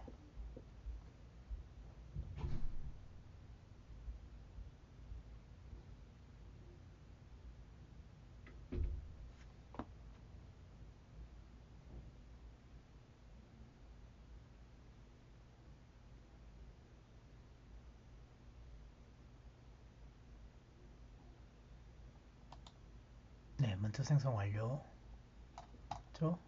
늘리기 전에 한번 살펴볼게요. 죄인이라서 초대받았는데 지금도 따르는 중인가? 혹시 이런 경험이 있으십니까? 어디선가 초대장을 분명히 받았는데 이거 넘어갔네요. 넘어갔죠. 그러면 작성된 문서들에서 설교문 이렇게 보시면 돼요. 이거 복사 붙여넣기 해서 수정할 수 있습니다. 자, 이렇게 완성되었잖아요. 그러면 이제 좋아요. 완성되었으면 여기서 이제 이게 완성된 화면이거든요. 마지막. 그러면 여기는 광단으로 누를 수 있어요. 그러면 여기서 30분 설교한다 하고 생각하고 한번 읽어보는 거예요. 시작하고 강단에서 읽어보면 돼요. 이렇게 해서 그냥 쭉 연습을 해보면 돼요. 연습하는 것까지 이제 재구성되었어요. 어떻게 전달할 건가까지 돼 있는 거죠, 사실은. 그래서 죄인이라고 초대받았는데 지금 따르는 중인가? 여러분 혹시 이런 경험이 있으십니까? 어디서 초대장은 분명히 받았는데 막상 그 자리 가려니까 마음이 복잡한 경험 말입니다. 내가 거기 갔대나? 내 수준이 형편에 어울리는 자리인가? 가면 좋을 것 같은데 이런저런 사람 때문에 안 가는 게 낫겠다. 뭐 이렇게 해줍니다. 그러면서 오늘 본문 등장은 레위 사람으로 야 정반대로 보입니다. 예수님 나를 따르라 할 때 박차고 일어나 곧장 예수님을 따라갑니다. 체면도 직장도 있었을 거고 재산도 인간관계도 있었는데 그 순간만큼은 예수님 초대에 미루지 않았다는 거죠. 우리가 사는 현실은 어떻습니까? 회사가 너무 바빠요. 아이들 문제만 정리되면 은퇴하고 나면 이렇게 나중에 미뤄서 하고 있지 않습니까? 실제 삶에서는 여전히 세금 받는 자리, 내 자리, 내 계산대로 앉는 것은 아닌가요? 마가복음 2장 13절에서 17절은 아주 단순한 장면을 보여줍니다. 예수님이 레위를 보시고 곧 일어나 함께 식사하고 바리새인들을 비판합니다. 나는 의인이 아니라 죄인을 부르러 왔다고 말씀하십니다. 이 짧은 구조 안에 구원과 제자도 죄인으로서 받은 은혜의 초대, 그리고 지금도 따르는 삶이라는 두 축이 완전히 선명하게 드러납니다. 이 말씀을 통해 우리가 붙잡고 싶은 핵심은 이겁니다. 신앙의 길은 죄인인 나에게 주신 은혜의 초대에 대한 지속적인 응답이다. 그 응답은 단순히 한 번의 결단이 아니라 이건 바꿔야겠네요. 오늘도 지금도 내 자리에서 예수님을 따르는 실질적인 순종과 다른 죄인들을 향한 환대로 나타난다. 이 진리를 나누기 위해 오늘 세 가지 말씀을 정리하려고 합니다. 죄인이기 때문에 초대받은 자리, 초대에 대한 응답, 곧 일어나서 따르는 제자도 따르는 자의 삶, 예수님과 함께 다른 죄인들도 함께 초대하는 자리. 자, 예수님의 초대는 의롭기 때문에가 아니라 죄인이기 때문에 주어지는 은혜의 초대입니다. 본문 설명을 좀 더 해볼까요? 마가복음 본문 13절 14절을 보십시다. 여기 중요한 포인트는 두 가지입니다. 지나가시다가 보시고 나를 따르라. 두 번째는 나를 따르라. 무심코 길을 가다가 저 사람 괜찮은 게 보이네? 그렇고 부른 것이 아닙니다. 보다라는 단어는 의도적인 시선, 주목, 사랑에 대한 관심 표현입니다. 그러니까 예수님께서 이걸 주목하고 보셨다는 거죠. 이전에도 계속. 레위는 당시 세리, 경멸받은 직업이에요. 유대사회는. 근데 세금 거두고 착복하고 부정적인 이득을 취한 사람은 여겨졌어요. 종교적으로 부정한 자였죠. 죄인의 대표입니다. 대표적인 죄인이죠. 세리와 창녀죠. 대표적인 죄인. 그 당시에 말입니다. 그래서 사람들은 피하거나 욕하거나 무시할지 모릅니다. 그러나 지나가다 보셨다 예수님은 그렇게 얘기합니다. 정죄의 눈이 아니라 부르심의 눈으로 보신 것이도 그리고 말씀하시면 나를 따르라. 이건 단순한 직업 제한이 아닙니다. 나와 함께 살아야 된다. 주인과 방향을 바꾸라. 세리의 길이 아니라 제자의 길로 들어오라. 이렇게 얘기하는 겁니다. 무엇보다 중요한 건 예수님이 레위를 부르신 이유가 레위가 의로워서가 아니라 레위가 죄인 때문이라는 사실입니다.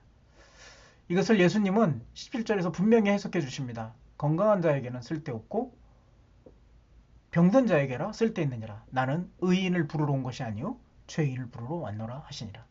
예수님은 의인을 찾으러 오신 분이 아니라 죄인을 찾으러 오신 분입니다. 괜찮은 사람, 쓸만한 사람, 준비된 사람을 찾으러 오신 것이 아니라 병든 자, 죄인, 버려진 자를 찾아오셨습니다. 여기에 중요한 질문이 생기죠. 나는 나 자신을 어떻게 보고 있는가? 그래도 뭐 오래 다녔지 않았어요, 교회를? 나름대로 잘 살려고 굉장히 노력했어요. 이 정도는 괜찮지 않는가요?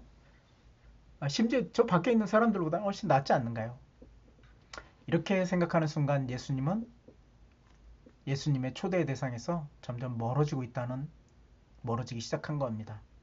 예수님은 의인을 부르러 오시지 않았기 때문입니다. 반대로 이런 마음 들으실 수도 있어요. 오늘 오신 분 중에 나는 너무 늦었어. 내 과거와 지금의 삶을 보면 아무도 나를 초대하지 않을 거야. 나는 그저 구석에 앉아 조용히 사라지면 되는 사람들이니까. 하지만 복음은 정반대입니다. 당신이 죄인이기 때문에, 당신이 병들었기 때문에, 당신이 부끄럽기 때문에 바로 그래서 예수님의 초대 대상인 겁니다. 여러분들은 신앙생활하면서 오래 하면서 나는 이제 죄인이라는 말이 좀 불편하시다고 느낄 수도 있습니다. 아마 느끼기도 합니다. 이제는 좀 성장한 성도, 헌신된 일꾼, 리더로 불리고 싶다고 생각합니다. 물론 나는 성화의 길을 가야 하고 성숙과 성장을 소망해야 합니다. 그러나 동시에 나는 여전히 본질적으로 하나님 은혜 없이 살 수 없는, 설 수도 없는 죄인이라는 사실을 자각해야 됩니다. 예수님이 초대는 머리로만 아는 교리가 아니라 심장을 뛰게 하는 은혜가 되지 못합니다. 사실 예수님 초대는 그렇습니다. 그래서 첫 번째 적용은 이겁니다. 나는 예수님의 초대의 대상인 죄인임을 인정하는 것입니다. 주님 이미 구원받았지만 저는 오늘도 지금도 주님의 자비가 필요합니다. 주님의 은혜 없이는 설 수 없는 죄인입니다. 내가 나를 보는 시선을 예수님의 시선으로 바꾸기를 원합니다. 나 자신의 정죄, 포기, 과대평가하는 것이 아니라 죄인이지만 예수님이 초대받는 자로 보는 것입니다. 다른 사람들을 보는 시선도 바꾸어야 됩니다. 저 사람 안 돼. 무슨 저 집사 안 돼. 뭐 이런 거 말이죠. 그래서 예수님은 바로 저 사람을 부르러 오셨지. 저 사람이 바로 예수님이 초대 대상이야. 여러분 우리가 죄인이기 때문에 예수님이 초대는 오늘 우리에게도 열려 있습니다. 지금 이 예배의 자리가 예수님께서 지나가시다 보시고 여러분 한 사람 한 사람을 부르시는 자리임을 기억하여 해야 될 것입니다. 두 번째로 그 초대의 레위가 어떻게 응답하는지를 좀 살펴보면 좋겠습니다. 본문에서 곧 일어나 따르니라 14절 후반절엔 이렇게 설명합니다. 다른 복음서에서는 중요한 표현을 하나 더 붙입니다. 그가 모든 것을 버리고 일어나 따르니라. 마가는 짧게 그리고 강하게 말합니다. 일어나 따르라. 여기에는 몇 가지 의미가 담겨져 있죠. 즉각성, 미루지 않는 것입니다. 나를 따르라고 했을 때 레위는 얘기할 수 있었을 거예요. 생각해 보겠습니다. 조금만 시간을 주세요. 그렇게 말하지 않았습니다. 곧 일어났습니다. 즉각적으로 그 자리를 떠났습니다. 레위는 세간에 앉아 있었습니다. 그 자리는 직장, 수입, 안전, 신분, 인간관계 중심이었습니다. 그 자리를 일어나 떠났다는 것은 삶의 중심과 우선순위가 완전히 바뀌었음을 이야기합니다. 자기 직장을 버리라는 뜻이 아닙니다. 우리에게 이걸 너무 레디컬하게 적용한 건 아니죠. 삶의 중심에서 우선순위에서 완전히 바꾸라는 것입니다. 따르란 단어는 한 번 따라간다가 본다가 아니라 삶 전체의 방향을 바꾸어서 계속 함께 가는 것을 뜻하는 것입니다. 인생의 주인과 목표, 정체성이 바뀐 것입니다. 자리 이동이 없는 신앙. 오늘 우리의 모습은 그런 것이 아닙니까? 고백은 있는데 자리 이동은 없는 신앙 말입니다. 우리는 예수님을 구주로 믿는다고 고백합니다. 죄인은 나를 구원하셔서 해주셔서 감사합니다. 그러나 실제 삶의 자는 어떻습니까? 세관에 앉아 그대로 앉아 있으면서 입만으로 주님 감사합니다, 주님 사랑합니다 얘기하지 않습니까? 주님 초대는 받았지만 일어나는 행동은 아직도 하지 않은 상태 아닙니까? 예를 들어 주님 제 인생 주인 되어주세요 라고 기도하면서 시간, 돈, 에너지 우선순위는 여전히 내 마음대로 세상의 기준대로 사용하고 있지는 않은지요. 주님 제 가정의 주인이 되세요 말하면서 실제 가정의 갈등, 결정의 순간에는 말씀보다 감정, 체면, 이익을 더 높게, 더 앞에 세우고 있지는 않는지요. 주님 제 직장을 축복해 주세요 라고 기도하면서 직장 안에서 전혀 제대로잡지 않게 아는 방식으로 말하고 결정하고 행동하고 있지는 않습니까? 예수님의 초대는 나를 믿어라는 것에 끝나지 않고 반드시 나를 따르라고 이어집니다. 믿음의 고백은 출발점이지 종착점이 아닙니다. 초대에 대한 진짜 응답은 자리에서 일어나 예수님을 실제로 따르는 것입니다. 이번 설교를 준비하면서 묵상 저널이 비어있다는 사실이 오히려 저에게 큰 질문이 되었습니다. 본문 연구는 했습니다. 설교 구조도 세웠습니다. 청중 분석도 했습니다. 그러나 예수님 초대 앞에서 나 자신에 대한 개인적인 응답에 대한 기록은 텅 비어있는 것을 보았습니다. 빈 저널이 제 마음을 비추는 것 같은 거울이었습니다. 너는 말씀을 연구하고 가르치지만 실제로 예수님 초대 앞에 어떻게 응답하고 있느냐? 내 삶의 자리를 구체적으로 어떻게 옮기고 있느냐? 내 시간, 내 관계, 내 사역의 우선순위가 정말 예수님을 따르도록 재편되었느냐? 사랑하는 성도 여러분, 혹시 우리의 신앙의 노트도 이렇게 비어있지 않습니까? 예수님 초대에 대한 설교는 많이 들었는데 정작 내가 일어난 옮긴 자리, 포기한 것들, 새로운 시작한 순종은 기록할 것이 별로 없는 상태.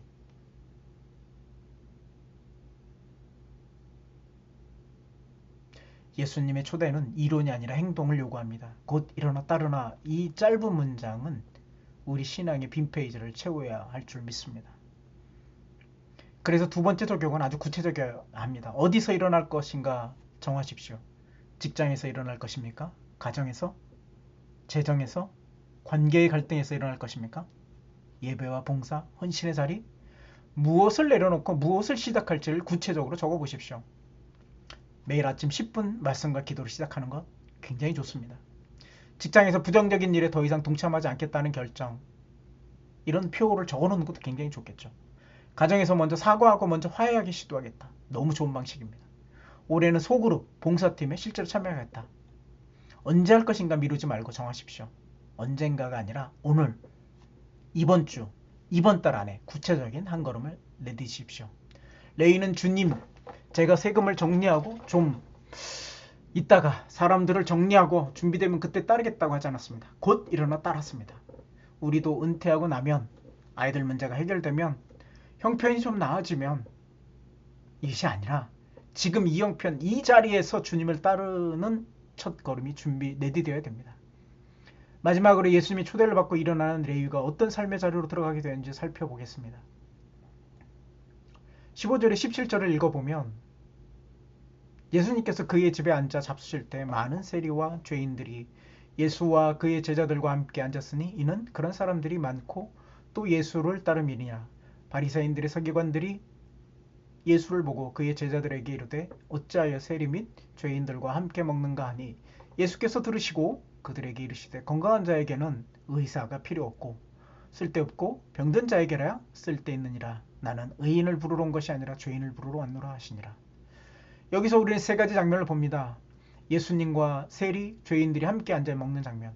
함께 앉았다는 것은 단순히 밥을 먹었다는 의미를 넘어서 교제, 연대, 수용을 의미합니다. 당시 유대 문화에서 식탁 교제는 가장 깊은 관계를 상징합니다. 그래서 종교 지도자들이 비판하는 것이죠. 어찌하여 세리와 죄인들과 함께 먹느냐. 그들의 죄인은 멀리해야 될 존재, 함께 앉아서는 안 되는 부정한 존재입니다. 예수님의 정체성은 이렇게 선언합니다. 나는 의인을 부르러 온 것이 아니요 죄인을 부르러 왔노라. 예수님의 사역 방향, 교회의 정체성이 어디를 향해야 되는지 분명히 보여줍니다. 레위는 예수님의 초대의 응답하여 따르자마자 예수님과 같은 시선, 같은 자리에 서게 됩니다. 예수님과 함께 앉고 예수님과 함께 다른 죄인들을 맞이하는 은혜의 식탁의 주인이 됩니다. 우리 교회, 우리 신앙은 지금 어떤 사람들과 함께 앉아 있습니까? 비슷한 배경, 비슷한 수준, 비슷한 취향을 갖는 사람들끼리만 편안한 식탁 자리를 나누고 있지 않습니까? 문제 많은 사람, 손 많이 가는 사람, 불편한 사람, 이런 사람들은 자연스럽게 식탁 밖으로 밀려나고 있지 않습니까? 예수님은 세리와 죄인들 한가운데 앉으셨습니다. 그 자리는 종교적으로, 사회적으로 체면이 서지 않는 자리였습니다. 그러나 바로 그 자리가 복음의 자리, 은혜의 자리, 치유의 자리였습니다. 작년부 성도님들의 생각을 생각해보면 우리는 이미 수많은 식탁을 가지고 있습니다. 가족 식탁, 회사 점심자리, 거래처와의 식사, 친구, 동창, 모임, 교회 안에 소그룹 식탁 자리. 질문은 이것입니다. 그 식탁에 예수님이 함께 앉아 계신가? 그 식탁에 다른 죄인들을 초대하고 있는가? 아니면 나와 비슷한 사람들만 모여서 안전하고 편안한 자리를 만들고 있는가? 어떤 가정은 집을 작은 교회처럼 사용합니다. 주일에만 아니라 평일에도 사람들을 초대하여 함께 밥 먹고 삶을 나누고 기도합니다. 그 식탁에는 형편이 어려운 사람, 마음에 지친 사람, 교회에 막 나온 새신자, 심지어 교회에 상처받은 사람들도 자유롭게 앉을 수 있습니다. 제가 청년 사역할 때 바로 이런 자매가 있었어요. 아직도 그게 마음에 남습니다. 벌써 25년 이상 된 일인데도 기억에 남는 이유죠. 그 집의 특징은 하나입니다. 완벽하지 않았지만 열려 있다는 것입니다. 집이 크지도 화려하지도 않지만 예수님 마음으로 열린 식탁이 있었다는 것입니다. 반대로 어떤 집은 아무리 넓고 좋은 집이라도 닫혀 있습니다. 집이 정리가 안 됐어. 우리는 좀 여유가 생기면, 애들이 좀 크고 나면. 요즘 사람들은 잘 신방도 받지 않습니다. 제 고등부 때 교사가 그랬어요. 신방 절대 오지 말라고. 이렇게 말하면서 교사도 하고 있었습니다. 실제로는 누구도 초대하지 못하는 식탁이 된 것이죠. 우리 삶의 식탁은 어떤가요? 가정의 식탁이 예수님과 함께 앉은 자리, 서로의 연약함과 죄를 솔직히 함께 나누고 기도하는 자리입니까? 아니면 눈치와 체면을 주는 자리, 잔소리와 비난이 오고 가는 자리입니까? 직장의 식탁이 예수님을 모르는 동료들을 향한 은혜의 초대 자리가 될 수 있을까요? 한번 같이 밥 먹을래요? 라는 한마디 말. 누군가는 예수님께로 향하는 첫걸음이 되지는 않을까요? 예수님 식탁을 내 삶에 세우는 게 중요합니다. 예수님과 함께 앉는 시간을 확보하십시오. 말씀과 기도의 자리를 예수님과의 식탁으로 여기십시오. 바쁜 일상 속에서도 하루 중, 일주일 중 주님과만 함께 앉을 시간을 정하기 바랍니다. 누군가를 내 식탁에 초대하십시오. 가족 중에, 교회 안에 소외된 성도, 직장 동료, 오랫동안 마음에 품고 있는 전도 대상자, 너무 중요하죠. 올해 안에 최소한 한 사람, 한 가정이라는 내 식탁에, 한 가정이라도 내 식탁에 초대해 보겠다는 구체적으로 결단하십시오. 교회 공동체의 식탁을 다시 세우십시오. 소그룹, 그룹, 팀 모임이 아니라 단순히 회의 프로그램이 아니라 예수님의 식탁이 되게 하십시오. 누가 더 잘났냐 비교하는 자리가 아니라 죄인들이 은혜를 나누는 자리가 되게 하십시오. 예수님의 식탁을 따른다는 것은 예수님과 같은 자리에 앉는 것입니다. 예수님의 시선으로 보고 예수님의 마음으로 초대하는 것입니다. 레위는 세금을 받던 자리에 앉아 있다가 이제는 예수님과 함께 죄인들을 맞이하는 식탁의 주인이 되었습니다. 우리도 내 자리에서 일어나 예수님을 앉으신 그 자리, 죄인들을 한가운데 있는 은혜의 식탁으로 나아가야 될 줄 믿습니다. 오늘 말씀 세 가지로 나눠보았습니다. 죄인이기 때문에 받은 초대. 예수님은 지나가시다가 보시고 부르신다. 예수님의 초대는 우리가 의롭기 때문에, 죄인이기 때문에, 의롭기 때문이 아니라 죄인이기 때문에 주어지는 애입니다. 예수님은 세리 레위를 지나가시다 보시고 부르셨습니다. 오늘도 과거와 현재를 다 아시면서 정죄가 아니라 초대의 눈으로 우리를 보고 계십니다. 초대에 대한 응답, 레위처럼 곧 일어나 따르는 제사도의 결단. 두 번째죠.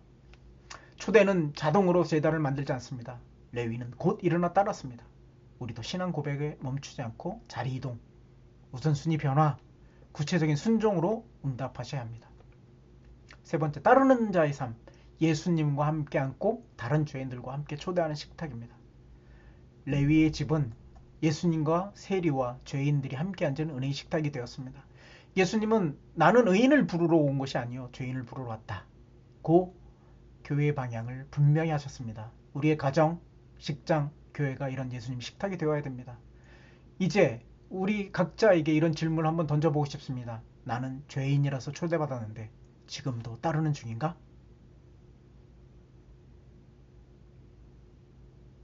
과거 어느 수련회에서 어느 집회에서 눈물로 결신했던 그때만이 아니라 지금 이 순간 내 직장, 내 가정, 내 관계, 내 시간, 내 재정에서 예수님이 초대에 응답하고 따르고 있는가? 혹시 우리의 신앙 저널이 비어 있다면 오늘 이 말씀이 그 빈 페이지에 적히는 새로운 첫 줄이 되기를 바랍니다. 주님, 저는 죄인이기 때문에 주님의 초대장 대상임을 다시 고백합니다. 주님, 이제 제자리에서 일어나 주님을 따르겠습니다. 주님, 제 삶의 식탁을 열어 다른 죄인들과 함께 초대하겠습니다. 이 결단을 막연한 감정으로만 두지 마시고 구체적인 한 걸음으로 이해하십시오. 이번 주 안에 어디에서 일어날지, 무엇을 내려놓고 무엇을 시작할 것인지 한 가지씩만이라도 정해 보십시오. 그리고 누군가, 한 사람 혹은 한 가정을 떠올리며 함께 밥 한 끼를 하자고 초대해 보시기 바랍니다. 예수님 지금도 우리 삶을 지나가시다가 보시고 말씀하십니다. 나를 따르라. 그 부르심 앞에 우리 모두가 레위처럼 곧 일어나 따르는 복된 성도들이 되기를 축복합니다. 주님께서 죄인인 우리를 끝까지 포기하시지 않으시는 은혜로 일어나 따를 수 있는 용기와 순종으로 우리의 가정과 교회를 많은 죄인들이 함께하는 은혜의 식탁으로 채우시는 축복이 여러분 한 분 한 분에게 채워주시기를 주 예수 그리스도 이름으로 축복합니다. 아멘. 어떠셨어요? 제가 처음부터 끝까지 한번 쭉 읽어봤는데요. 이 설교문 작성된 원고를 어떠실지 모르겠습니다. 예, 좋을 수도 있고 안 좋을 수도 있겠죠. 호불호가 있겠죠. 네, 그럼에도 불구하고 우리가 괜찮은 수준은 어느 정도 평탄을 했다. 야구로 얘기하면 안타 정도는 되지 않을까요? 이런 수준을 꾸준히 만들 수 있다면 좋겠습니다. 여러분들에게도 이러한 은혜가 항상 있기를 바라겠습니다. 마치겠습니다.